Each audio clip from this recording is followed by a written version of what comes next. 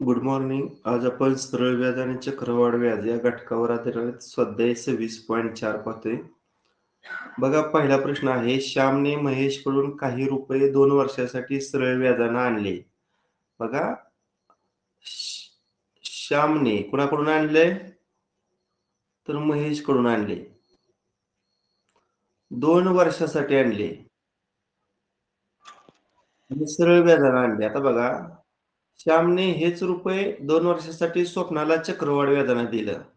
आणि इकडे मी लिहितो, श्यामनं हेच रुपये स्वप्नाला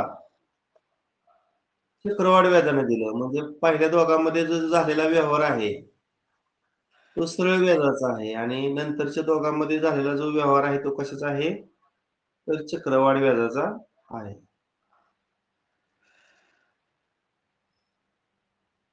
आता बघा, दुसऱ्या वर्षाच्या शेवटी त्याला 110 रुपये चक्रवाढ व्याजानं मिळालं. पण त्याला 100 रुपये सरळ व्याजानं द्यावं लागलं. म्हणजे हा जो श्याम आहे, श्यामनं महेशकडून सरळ व्याजानं काही रक्कम घेतली होती आणि श्यामनं तीच रक्कम स्वप्नाला चक्रवाढ व्याजानं दिली. आता तिथं श्यामला 100 रुपये चक्रवाढ व्याजानं द्यावं लागलं. श्यामला 100 रुपये चक्रवाढ व्याजानं द्यावं लागलं.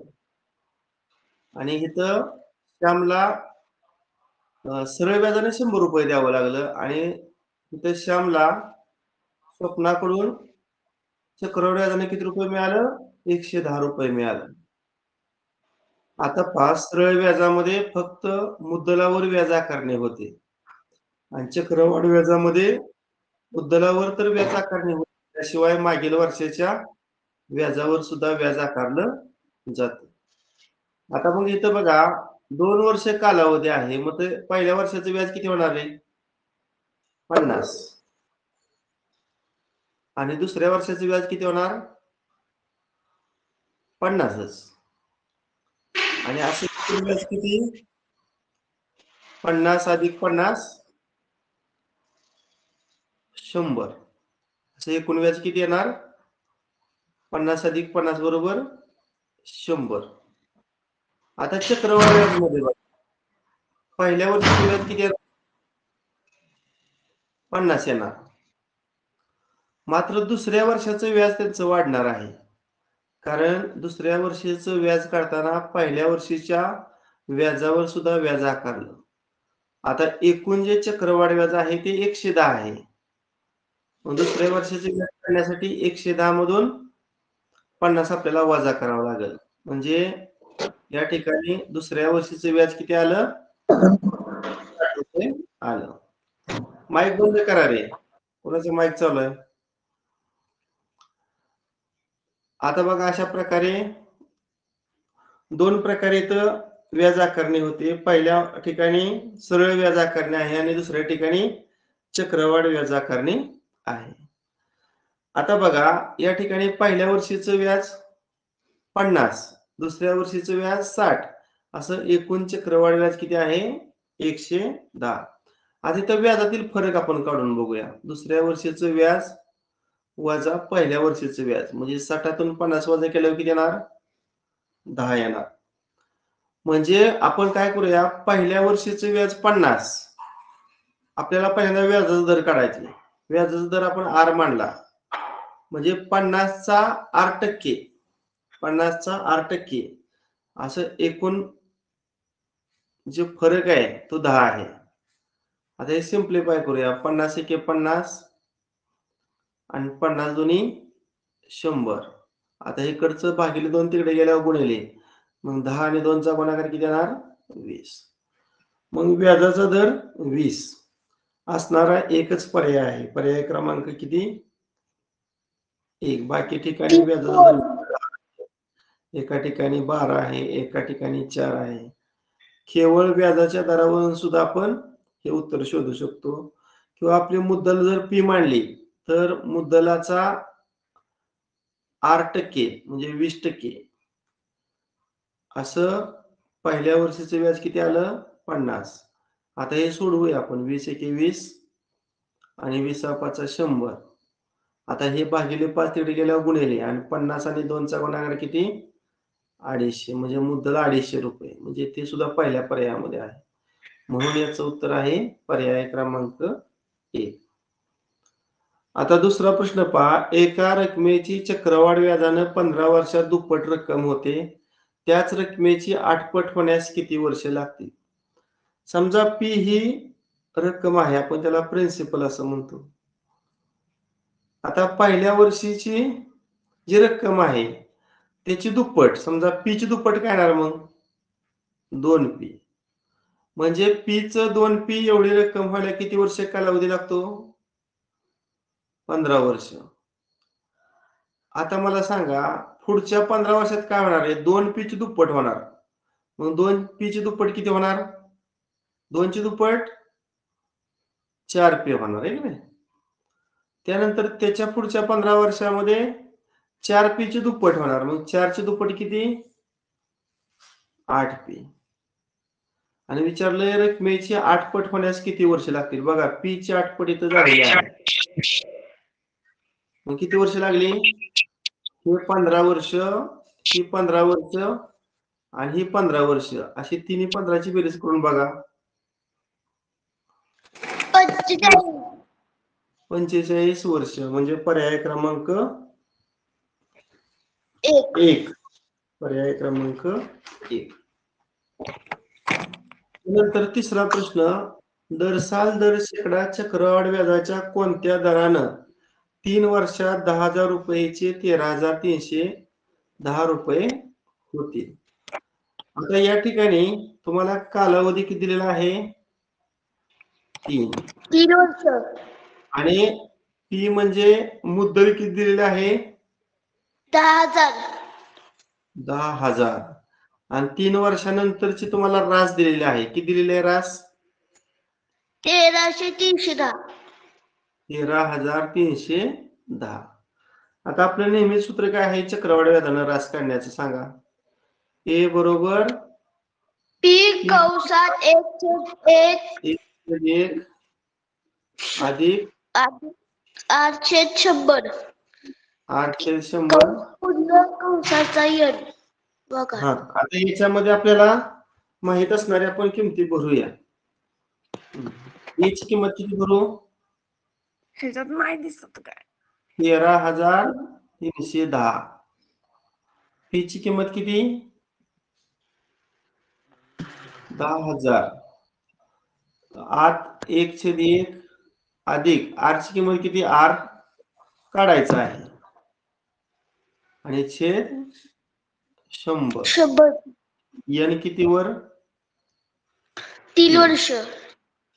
आता 13,310च्या बाजूला मी 10,000 घेतो. 10,000 कंसाला गुणिले ते उजवीकडून डावीकडे आल्यावर काय होणार? भागिले होणार. बरोबर आहे. आता उजव्या बाजूला फक्त काय उरलं? 1/1 अधिक r/100 आणि कंसाचा 3 घातांक. आता दोन्ही बाजूची मी घनमूळ काढणार आहे बरं का.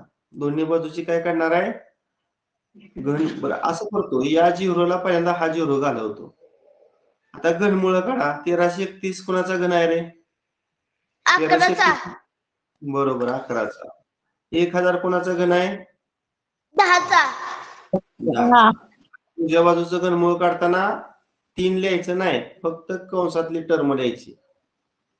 कारण घनाचं घनमूळ काढलं की फक्त तो कंस उरणार आहे उजव्या साईडला. आता दोन्ही बाजूला कितीनं गुणूया? 10चा आणि 100चा 10,100 आहे ना? 100 न गुणूया. मग दोन्ही बाजूला 100 न गुणतो. 11/10 गुणिले 100. आता उजव्या बाजूच्या दोन्ही टर्मला वैयक्तिकरित्या 100 न गुणू. 1ला 100 न गुणल्यावर किती येणार? 100. 100ला 100 न गुणल्यावर 100ला 100 कॅन्सल झालं. राहिलं फक्त काय? आर.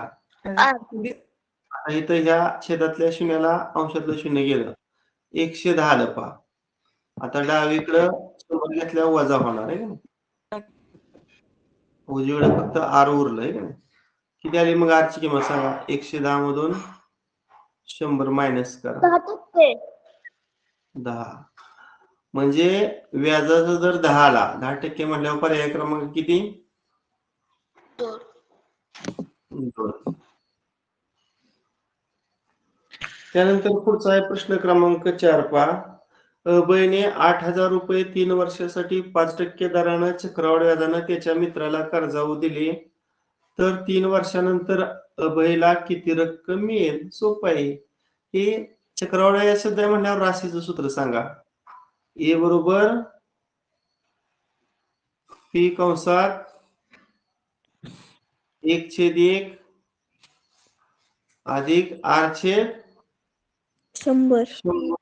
आणि कंसाचा घातांक N. n. हा, आता पी ची किंमत किती भरायची?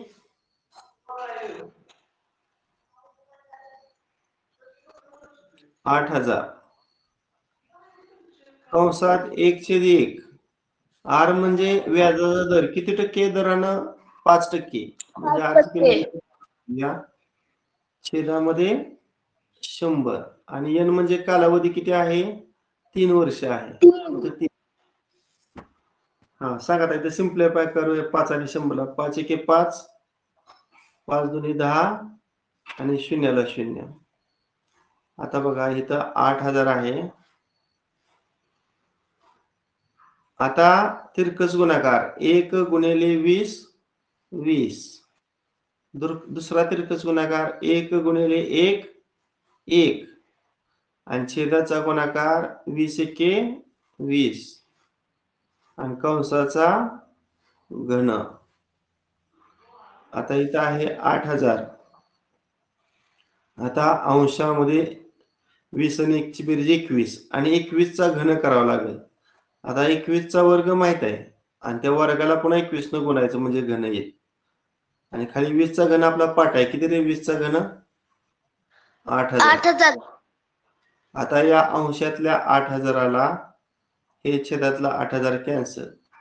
441 आणि 21 चा गुणाकार 21 एके 21 हातचाला 2 21 चौक 84 आणि 2 86 हातचाला 8 21 चौक 84 आणि 8 92 9,261 पर्याय क्रमांक 2. 2. त्यानंतर प्रश्न क्रमांक 5. दशादशी 8 दरानं 1,000 रुपयावर 1.5 वर्षाचे चक्रवाढ व्याज किती? आता इथं सांगितले 6 महिन्याची व्याज आकारणी. आता जेव्हा 6माही व्याज आकारणी असते तेव्हा आर आणि एन च्या किमतीत बदल करायचा असतो. एवढं लक्षात ठेवा. म्हणजे आर ची किंमत तिप्पट करायची आणि एन ची किंमत दुप्पट करायची. आर ची किंमत आपल्याला काय दिलेली आहे? 8. मग 8 ची निमपट किती येणार? 4. म्हणजे वर्षाला व्याजाचा दर दिलाय तर 6 महिन्याला व्याजाचा दर. मग 6 महिन्याचा व्याजाचा दर काढताना वर्षाचा व्याजाच्या दराला 2 न भागायचं म्हणजे 8 च्या किंमत 4. आणि तुम्हाला मुदत 1.5 वर्ष दिली. 1.5 वर्ष म्हणजे 6 महिन्याचा टप्पा किती झाला रे? 3 झालं ना. म्हणजे 1.5 ला 2 न गुणलं तर 3 आलं. आणि आपलं पी तर आहेच. मुद्दल किती आहे? 1,000. हा, आता आपलं नेहमीचं सूत्र सकरस ए बरोबर सांगा काय आहे? P पी कंसात 1/1 1/1 अधिक R छेद 100. आर छेद 100. 100 कंस पूर्ण कंसाचा एलवा घात. हा बरोबर आहे. पी ची किंमत किती भरूया?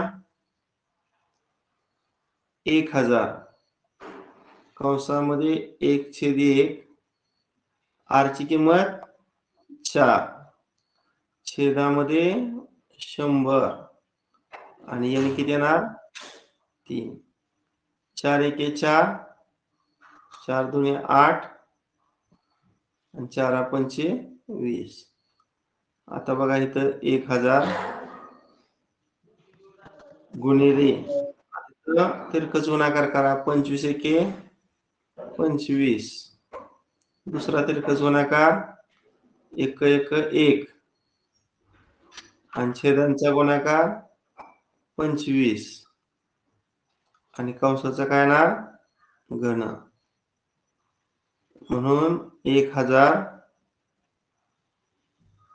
गुणिले आता इथं 26चा घन करावा लागेल. मी डायरेक्ट इथे लिहितो 26/25 आणि कंसाचा घन.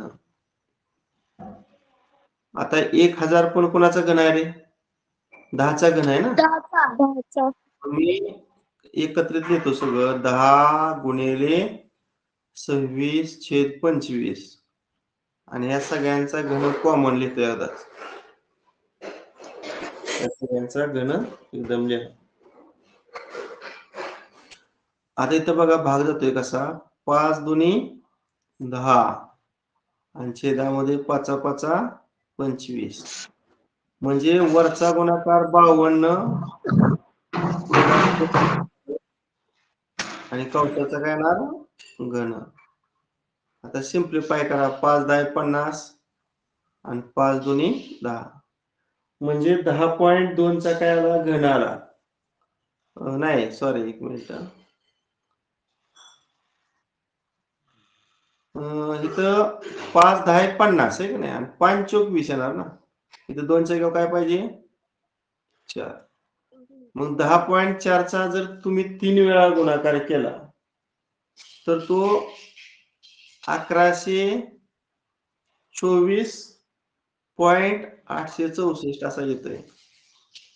आता आपण 2 दशांशामध्ये उत्तर काढलं तर हे 4 ड्रॉप करूया 1124.86 हे झालं रास. आता आपल्याला काढायचे चक्रवाढ व्याज कंपाऊंड इंटरेस्ट. सूत्र काय आहे आपलं रास वजा मुद्दल. रास किती आहे 1124.86 आणि वजा मुद्दल किती आहे 1000. आता यांची करा वजाबाकी 124.86 म्हणजे पर्याय क्रमांक 3. कर्जाऊ आणलेली एक रक्कम एका वर्षाने फेडली असता 936 रुपये भरावे लागतात परंतु 2 वर्षांना फेडल्यामुळं चक्रवाढ व्याजानं 937.44 भरावे लागतात. तर कोणत्या दराने रक्कम कर्जाऊ आणली होती. अतिशय सोपा हा प्रश्न आहे पहा. आता मला सांगा सरळ व्याज किती बसतंय 936 आणि चक्रवाढ व्याज किती बसतंय 973.44. आता त्या दोघातला आपण डिफरन्स काढूया 973.44 आणि वजा 936 करून बघा वजाबाकी तर वरचं 0.44 हाय असल्या फक्त तुम्हाला 73 मधून 36 वजा करावं लागेल किती ते बरोबर आहे का 37.44 37.44.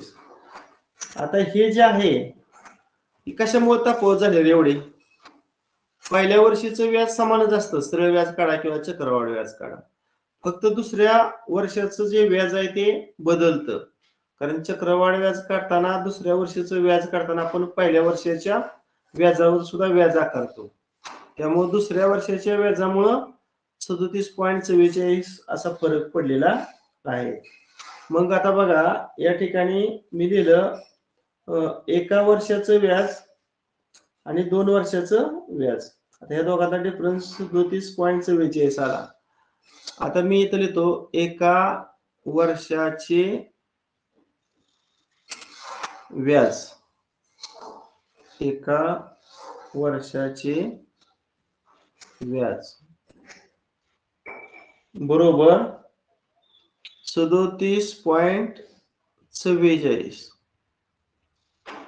आता हे सरळ व्याज आहे आपलं सरळ व्याज सूत्र काय आहे आय बरोबर पी गुणिले आर गुणिले एन आणि भागिले 100 पी म्हणजे काय? मुद्दल. आर म्हणजे व्याजाचा दर आणि एन म्हणजे मुदत आणि आय म्हणजे सिंपल इंटरेस्ट, सरळ व्याज. आता सरळ व्याजाची किंमत आपण 27.44 टाकूया. आता पी म्हणजे मुद्दल, या ठिकाणी आपण 936 घेऊया. आर म्हणजे रेट ऑफ इंटरेस्ट काढायचा आहे आणि एन म्हणजे आपण एका वर्षात कालावधी या ठिकाणी सुरुवातीला घेणार आहे आणि भागिले बर. आता इकडचं 100 इकडे आल्यावर गुणिले होणार, मग 37.44 ला 100 न गुणलं की 2 घरानं उजवीकडे येणार म्हणजे 3744 येणार आणि उजव्या बाजूला फक्त काय राहतंय 936 गुणिले आर. आता मला आर ची किंमत काढायची आहे 3744. आता 936 इकडे आल्यावर काय होणार? छेदामध्ये जाणार. आता 936 ची 4 पट जर तुम्ही केली तर ती वरची संख्या येते म्हणजे याच ती संयुक्त रूप किती आलं? 4.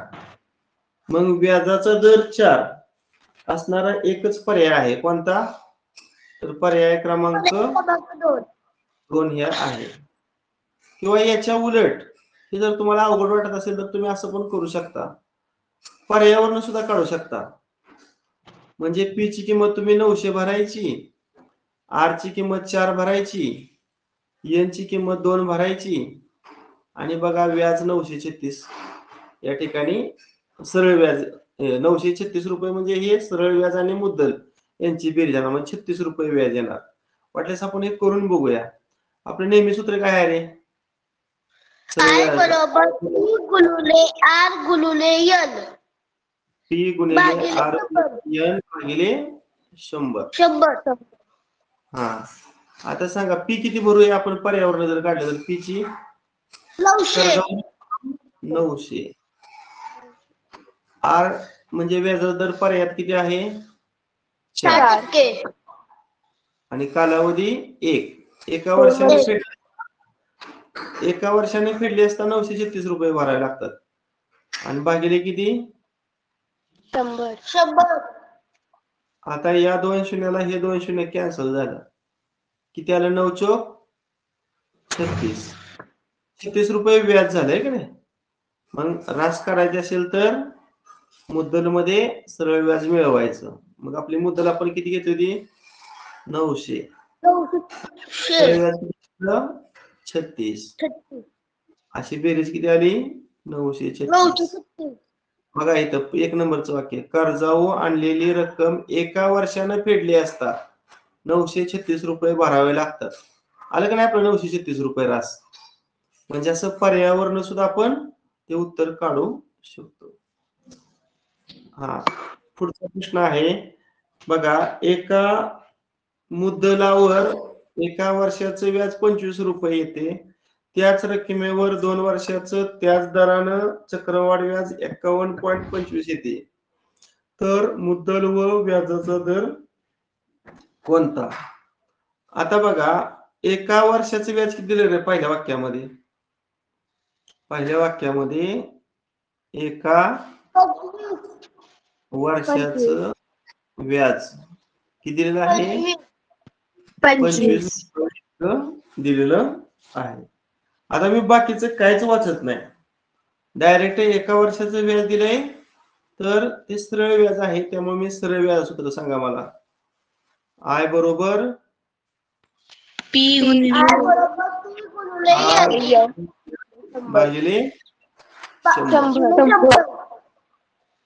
आता एका वर्षाचं व्याज दिले 25, मग आय ची किंमत मी 25 भरतो. पी मला काढायचा आहे. आर म्हणजे व्याजाचा दर, तो सुद्धा दिलेला नाही पहिल्या वाक्यामध्ये. आणि म्हणजे एन म्हणजे मुदत, एका वर्षाचं व्याज आपण घेतलंय त्यामुळे यांची किंमत 1 घ्यायची आणि भागिले किती? 100. आता 100 डावीकडे आल्यावर गुणिले झालं, मग 25 आणि 100चा गुणाकार किती येणार? 2500. आणि उजव्या बाजूला मुद्दल आणि व्याजाचा दर यांचा काय आला? फक्त गुणाकार आला. आता मला सांगा आपण पर्यावरण काढूया. आता पर्यायामध्ये तुम्हाला पहिली किंमत दिली ती मुद्दल म्हणजे प्रिन्सिपल दिलेला आहे आणि दुसरी किंमत रेट ऑफ इंटरेस्ट मध्ये आर दिलंय. आता इथं आपलं त्या दोघांचा गुणाकार 2,500 आला. असा कोणता पर्याय आहे की तिथं पी आणि आर चा गुणाकार 2,500 आहे? पर्यायावरनं उत्तर आपण काढणार आहे. आता 1,000 आणि 6 चा गुणाकार 6,000 येतोय. 2,500 येतोय का? नाही. म्हणजे हा पर्याय तर आपला ड्रॉप झाला. आता 500 आणि 5 चा गुणाकार जर केला तर 2,500 येतोय. म्हणजे आपण काढल्या पद्धतीनं इथे येतोय का बघा 7,856 5,600 नाही येत. 8,972 7,200 नाही येत.